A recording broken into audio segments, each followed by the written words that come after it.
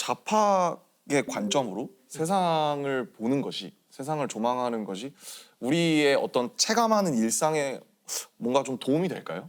저는 그런 생각은 우리 고등학교 때까지는 약간 자팍으로 살잖아요.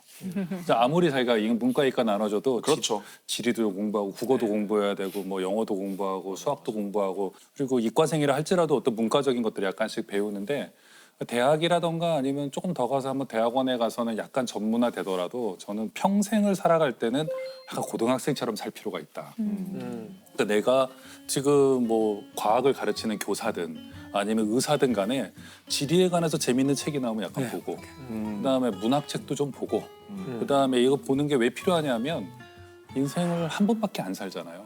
그렇다면은 자기가 배운 전문적인 지식으로 인생에 닥쳐오는 수많은 일들을 처리하기 어려워요. 결혼도 해야 되죠. 그럼 사람의 마음도 알아야 돼요. 예를 들면 연애도 해야죠. 그러면 사람의 마음이라는 정말 알기 어려운 어떤 걸 알아야 되고 또 여러 가지 또 우리 인생에 닥쳐오는 또 슬픈 일들 뭐 이런 것들을 우리가 감당하면서 살아가야 되기 때문에 고등학생처럼 살아야 돼요. 아, 너무 피곤할 것 같아요. 고등학생처럼 산다는 건 되게 와닿는 비유긴 한데 숨이 턱턱 막히는 비유긴 한 거 같아요. 쉽게 말해서 근데 시험을 보지 않는 고등학생. 수능이 없는 고등학생. 수능이 없는 흥미만 느끼면 그것처럼 재밌는 게 그렇죠. 저는 공부를 계속하면서 좀 아쉬운 점이라면 사실 그런 걸 많이 놓치는 것 같아요.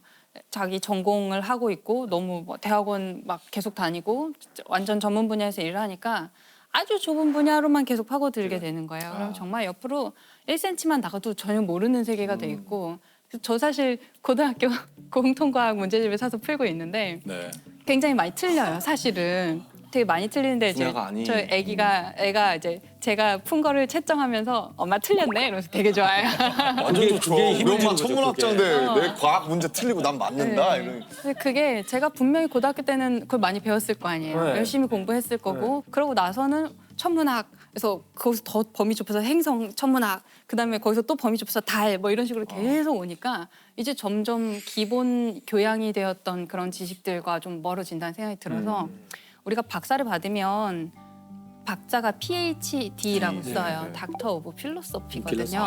그러니까 그게? 네, 닥터 오브 필로소피. 그러니까 예전에 정말 이 그리스 아테네 학당 시절의 그 철학자들처럼 이라는 뜻인데 PhD가 그런 뜻이었구나. 네, 그런데 오늘날 PhD를 받은 사람들이 그때 그분들처럼 철학 안에 수학과 과학과 의학과 모든 게 있었던 그 시절의 그 자팍 박사인가를 생각하면은 아니거든요. 완전히 다르거든요. 정말 바늘과 같은 어떤 되게 좁은 분야 거기만 딱 공부를 하고 있어서 되게 아쉬울 때가 많아요. 그래서 어쩌면 이런 프로그램은 그런 자기가 잘 알고 있다고 어떤 분야의 전문가라고 생각하는 사람들한테도 너무 재미있는 거예요.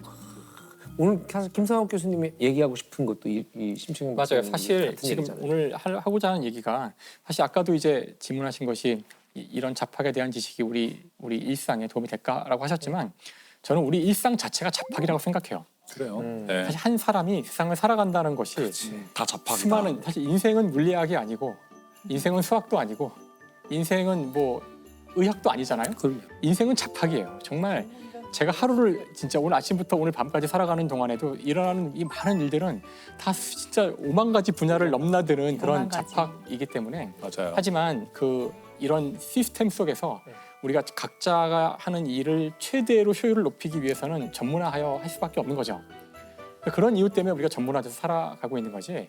만약 조금이라도 그러니까 효율을 따지지 않고 진짜 어떤 흥미나 나의 삶을 위해서 아니면 진짜 한 번 사는 인생에 무엇이 중요한가 이런 근본적인 질문들을 던지는 사람들이라면 자연스럽게 선을 넘는 질문들을 하게 될 것이고 우리 모두가 선을 넘지는 못하겠지만 선을 넘는 사람들이 있다면 그 사람들을 우리가 응원해 줄 수 있고 그들을 욕하기보다는 그들이 해낸 일 가운데 좋은 것이 무엇인지를 찾고 이러자는 뜻이에요. 하지만 많은 사람들은 아마도 여전히 전문 분야에서 일을 해야 할 것이고 그럴 때만이 사회가 가장 효율적으로 굴러가긴 할 거예요. 그렇지만 이 자팍에 대한 선을 넘는 것에 대한 가치는 중요한 우리 모두 거죠. 알고 살자 이런 거죠.